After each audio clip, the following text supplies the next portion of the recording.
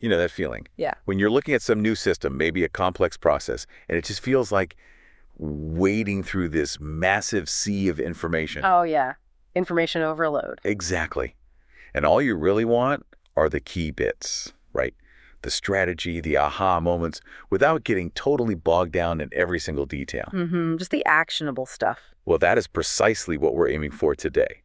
We're going to cut through the noise and do a deep dive into this really comprehensive workflow. It's step-by-step, designed for finding, researching, and then actually reaching out to property owners. Specifically for corporate or short-term rental leasing opportunities. Right. Our source material here is basically a proven blueprint for this kind of property research and landlord outreach. It lays out everything, from using specific filters on tools like PropWire. PropWire, yeah. Great tool. All the way to this kind of genius idea of setting actual physical mail using click-to-mail. Which sounds counterintuitive, but we'll get into why it works. Okay, so let's unpack this thing. Our mission today: strip away the fluff, reveal the core parts of this process, the clever strategies baked into it, and maybe most importantly, the potential results, the projected outcomes. Yeah, the numbers are pretty compelling. By the end of this, you should have a really quick grasp of how a truly systematic approach doesn't just, hope for results. It pretty much guarantees them if you follow the steps. Consistency is key. So let's set the stage. What's the big picture goal here? What are we trying to achieve with this whole workflow? Well, fundamentally, it's not just about finding any old property. It's about finding the right residential properties. Right, ones that are either for rent or maybe even listed for sale. Exactly. The goal is to secure these properties for long-term leasing deals. Think housing for professionals like travel nurses, maybe corporate contractors. Or even setting them up as short-term rentals, potentially. Or STRs, yeah. So the workflow is really focused on finding those prime opportunities and, crucially, connecting with the right owners, the decision makers. Okay, so finding the right owner is key. How does it start? Where's step one? It all starts with really meticulous targeting. Step one is strategic property identification, and we typically use propwire.com for this. Okay. So you log in, and you start plugging in your filters for the locations you're targeting. Could be a specific zip code, a city, maybe even a neighborhood. And what kind of properties? Property type is always limited to single family only for this specific strategy. Keeps it focused. Gotcha. Now, here's a key point. The listing status. You can look at properties for rent, obviously, but also for sale. Oh, interesting. Why for sale? Well, it broadens your net. An owner trying to sell might not have considered a long-term corporate lease, but they might be very open to guaranteed income without the hassle of showings, Oh, makes sense. A different kind of solution for them. What about timing? We usually filter by days on market, often setting it to less than 90 days. Keeps the focus on more current active listings. Okay, and price range too, I assume? And naturally, yeah, a price range that fits the market you're working in. This initial filtering, it's not just about saving time. It's kind of psychological, too. You're setting yourself up to chase only the most likely leads. Right, turning busy work into really targeted effort. Oh. Okay, so PropWire spits out some results based on these filters. Then what? Does the system just grab everything? No. This is where the human evaluation really kicks in. You have to assess each listing. So what makes you look at a listing and think, okay, this is a good sign?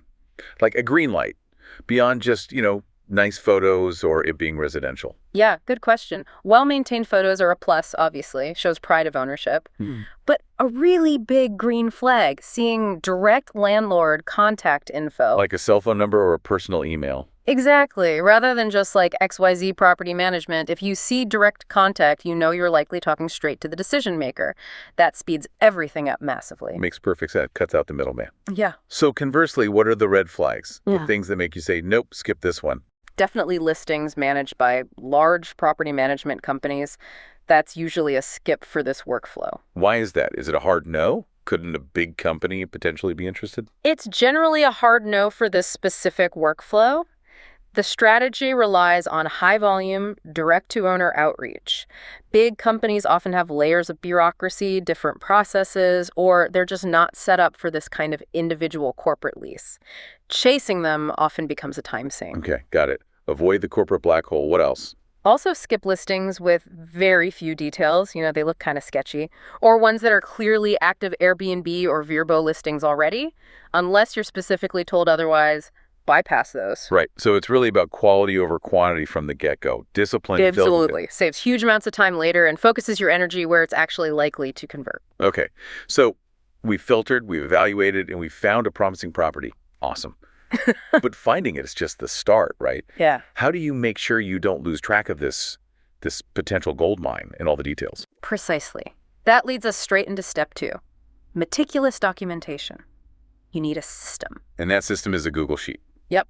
Specifically what we call a standard PropWire lead tracker. It's basically a pre-built spreadsheet with all the essential columns you'll need. Like what? Owner name, address. Owner name, owner city, state, ZIP, the property street address, city, state, ZIP, phone number, email address, type of property, how it was listed for rent or for sale, the source, PropWire, your outreach status, and a notes column. Everything you need at a glance. Seems thorough. What makes it efficient, though? Just having columns isn't enough. Right. The magic is in how you use it. You log every single entry as you find it, no batching later. And critically, in that notes column, you put a hyperlink directly back to the original listing on PropWire or Zillow or wherever you saw it. Ah, smart. Yep. So you can always jump back to the source. Exactly. Consistent formatting is key, too. Like always capitalizing names and addresses properly. And then there's color coding for status. Color coding. How does that work? Simple visual cues. Green row means you've contacted them. Yellow means it's flagged for follow-up. Red means it's disqualified, maybe a bad number, or they said no. Nice. So you can just scan down the sheet and instantly see where everything stands. Clarity meets efficiency. Stops you from that, wait, did I call this person moment? Exactly. Prevents duplication of effort and keeps the momentum going. Okay, this is where it gets, really interesting for me. You've got a promising lead in your sheet, but you hit that wall, no owner contact info on the listing. This is where a lot of people will probably just give up, right? Many would, yeah. But in this workflow, that's just the trigger for step 3, researching the owner's contact information. So you don't just skip the lead. Nope. You dig deeper. First stop is often public records. How do you find those? Usually a simple Google search does the trick. Something like county name property tax search or county name property appraiser site. You search for the property address on the official county site. And that gives you... Often, it gives you the owner's name and, critically, their mailing address, which might be different from the property address if they're an absentee owner. Okay, so now you have a mailing address. What if you need more? Like a phone or email? That's where skip tracing tools come in. There are free options like True People Search, White Pages, Fast People Search. Sometimes paid options are provided too, which can be more powerful. Skip tracing. Sounds like something out of a detective novel. Yeah, kinda. But it's basically just using online databases to find associated phone numbers, email addresses, maybe even other properties they own. And all this new info, mailing address, phone, email, any notes from the skip trace that goes straight back into the Google Sheet. Absolutely. You update that leads row, now your record is complete and you're ready for outreach. All right, so now we have the property details. We've hopefully tracked down the owner's contact info. Yeah. What's the next move? Step 4. Step 4, sending the initial outreach, getting that first message out. And the main method is email. Primary method is email. Yeah. You'd use an approved email template. But here's the important part. You personalize it. Always use the owner's name and the specific property address. Makes sense. Nobody likes generic spam. Exactly. That little bit of personalization dramatically increases open rates and response rates. And of course, the second you hit send, you log the date and time in your Google Sheet tracker under outreach status. Okay, email first. But you mentioned something else earlier, physical mail. Click to mail. That sounds fascinating. Yes. This is the alternative and often very effective method. It's where you combine that digital research with a high-touch physical approach. So when do you use Click to Mail instead of email? Typically, you use it if you couldn't find an email address or a phone number through your research, or sometimes a manager might specifically direct you to use it for certain leads, maybe based on the owner's profile. How does it work? Do you have to print, stuff envelopes, buy stamps? Nope, that's the beauty of it. Click to Mail automates the physical mail part. You go to click2mail.com, you choose Send Letter, you upload a pre-designed letter template, usually as a PDF. A template? What's in that? We'll get to the content in a sec. Then you just enter the owner's mailing address, the one you found from public records or skip tracing. Select first class mail, standard black and white printing, single-sided usually. Click Send, pay the fee, and Click to Mail handles the printing and mailing. Wow, so it automates the snail mail hassle, but still delivers that physical piece leverages tech for a personal touch. Exactly. It gets noticed in a way email sometimes doesn't, especially with certain demographics, like maybe older or out-of-state owners. Okay, tell me about that letter template. What does it actually say? The template itself is structured professionally. It'll have your business logo or name, your contact details, the date, and then the recipient's name and mailing address properly formatted. Standard letter stuff. What's the core message? The core message is where the persuasion happens. It clearly states your interest in their specific property. It highlights that your company specializes in long-term guaranteed rental arrangements for vetted professionals, again, mentioning travel nurses or corporate folks. So, hitting those key words. What else? Crucially, it addresses potential owner pain points up front. It states that your company covers furnishing, all maintenance, and cleaning, essentially with no cost or hassle to you. No cost or hassle. That's a big promise. It is. And it emphasizes timely monthly payments, guaranteed. It's designed to sound like a much easier, more secure alternative to traditional landlording. So it's a very specific, benefit-driven pitch. What's the call to action? Simple and low commitment. Just asks for a brief conversation to explain the housing model in more detail and discuss how it benefits them. It's concise, compelling, and aims right at what an owner might worry about. Okay, so initial outreach sent email or maybe that click-to-mail letter. What happens next? Just wait by the phone. Well, you wait, but strategically. Patience and persistence are vital here. That's step 5, the follow-up protocol. How long do you wait? Typically, you give it about 3 to 5 business days after that initial contact. Give them a chance to see it and respond. And if? Crickets. No response. If there's no response after that first touch, you send a second message. This could be using an approved follow-up email template, which is usually shorter, just a gentle nudge. Or could you use a different method? Like if you emailed first, maybe send a letter now. Or try a different method, exactly. Maybe email to text if you found a number, or send that click-to-mail letter as the follow-up. Mix it up sometimes. And naturally, you update the outreach status in your Google Sheet to show you've sent follow-up #1. Right, track everything. What if they still don't respond after the second try? Or maybe a third? Yeah, you typically try 2 or 3 touches in total. If there's still absolute silence after that, you need to know when to move on. So you don't chase them forever? Definitely not. At that point, you mark the lead in your tracker as closed no response, or maybe cold lead, if they replied but explicitly said not interested. It's important not to waste energy on totally unproductive leads. You're persistent, but strategically persistent. Got it. Focus the effort where there's at least some signal. Okay, so we've walked through the whole workflow, identifying, researching, tracking, outreach, follow-up, pulling it all together. What are the absolute must-dos for success? The best practices. Well, consistency is huge. Working in focused daily sessions helps, like aiming to research maybe 10 new leads, send the outreach for them, and update your tracker all in one block of time. Rather than trying to do like 50 at once and getting overwhelmed. Exactly, little and often. Also, double-checking details is critical. Spellings of names, correctness of addresses, especially if you're sending mail via click-to-mail, accuracy matters. Good point. Garbage in, garbage out. Right. Using standard file naming conventions like the Research First Name Market MMDDY format mentioned keeps your own files organized. Keeping all communication, email or letter, really respectful, clear, and brief is key too. Get straight to the point. Value their time. And finally, if you're ever unsure about sending physical mail, especially if it costs money via click-to-mail, just double check with your manager or team lead first. Better safe than sorry. Makes sense.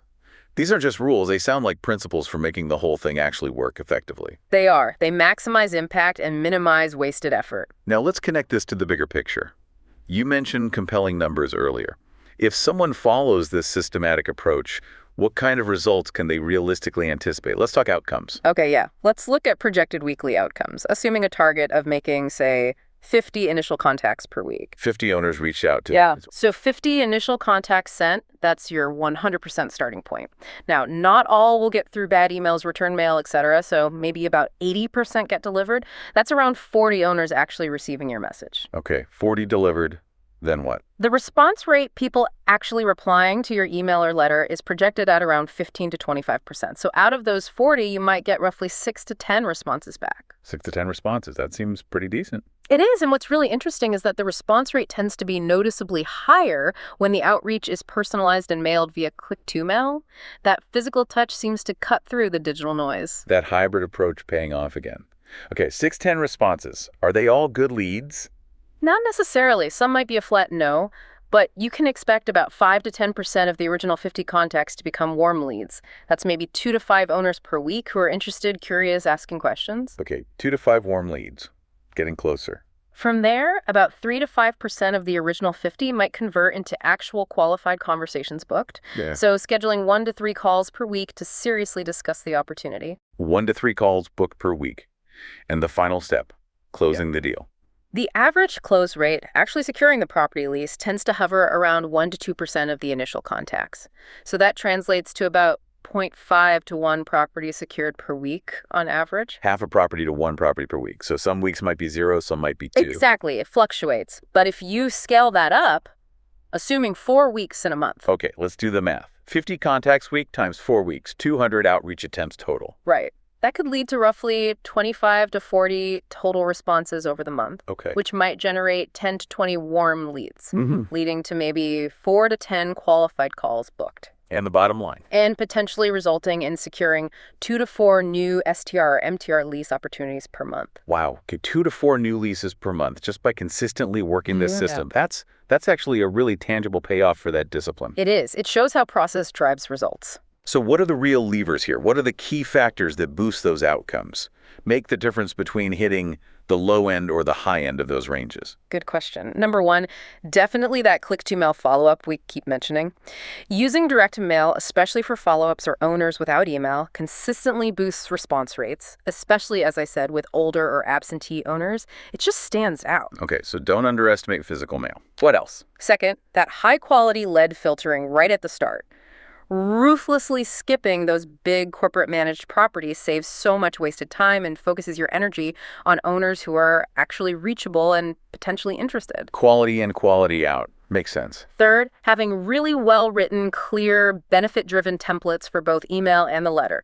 Clarity and focusing on their benefits, less hassle, guaranteed rent that gets engagement. The messaging matters. And fourth, Just relentless tracking and polite, persistent follow-up. Using that Google Sheet, knowing who needs a nudge when, and being professional about it makes a huge difference over time.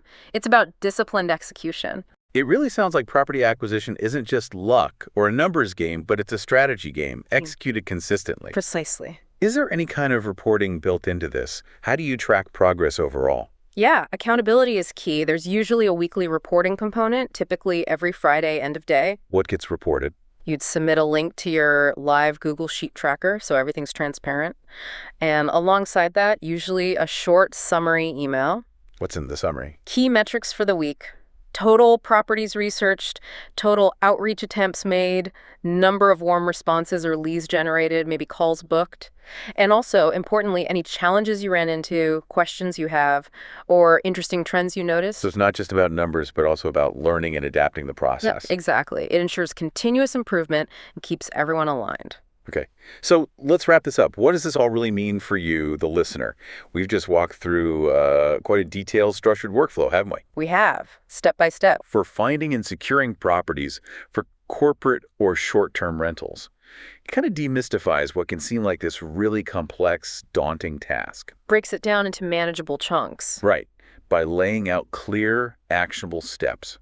That initial research, the strict filtering, crafting the right message, using tools like PropWire and Click-to-Mail, and then that diligent follow-up and tracking. And knowing the numbers helps too. Knowing the expected conversion rates at each stage, like we discussed, yeah, that takes the guesswork out of it. It transforms property acquisition from something unpredictable into, well, a predictable, potentially high-yield operation. It really is a testament to the power of having a disciplined process and sticking to it. So here's a final thought to leave you with, building on all this.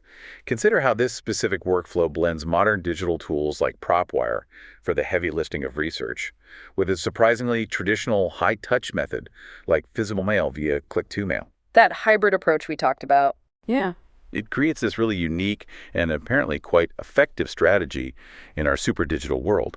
So the question for you is, what other areas, maybe in your business or even in your personal outreach, could potentially benefit from that kind of thoughtful hybrid strategy, marrying the efficiency of digital with the unique impact of a personal, maybe even physical touch? Interesting question. Where else can that old school meet new school approach really make a difference today? Something to think about.